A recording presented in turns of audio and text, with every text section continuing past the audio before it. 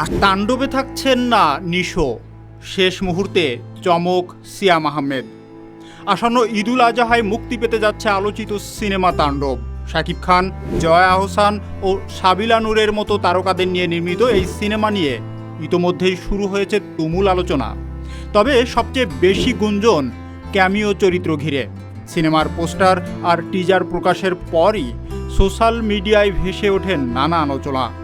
কেউ বলছে তাণ্ডব এ শরীফুল রাজ থাকছে চমক হিসাবে, আবার কেউ কেউ বলছে আফরান নিশো কিংবা চঞ্চল চৌধুরীকেও দেখা যাবে ছোট দৃশ্যে।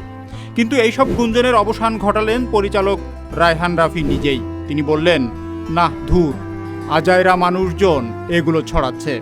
তবে সব জল্পনা কল্পনার বাইরে দর্শকদের জন্য থাকছে এক চমক। জানা গেছে 40 সেকেন্ডের একটি ক্যামিও চরিত্রে অভিনয় করেছেন সিয়াম আহমেদ। ইতোমধ্যেই সেই অংশের শুটিং শেষ হয়েছে। তাণ্ডবের কাহিনী গড়ে উঠেছে দেশের একটি টেলিভিশন চ্যানেলে হামলার ঘটনাকে কেন্দ্র করে।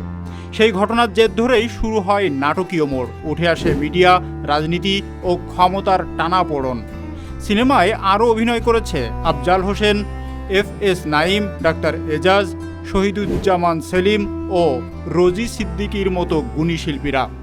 সিনেমার ডাবিং ও সম্পাদনার কাজ চলছে কলকাতায়। চলতি সপ্তাহেই জমা পড়বে সেন্সর বোর্ডে। সবকিছু ঠিক থাকলে ঈদুল আজহার দিনই দেশের প্রেক্ষাগৃহে মুক্তি পাবে তাণ্ডব। গুঞ্জনের রীতি, অপেক্ষা এখন ঈদের তাণ্ডব দেখার। সিয়ামের উপস্থিতি কতটা চমক এনে দেয় তা জানতে অপেক্ষা মাত্র কয়েক দিনের।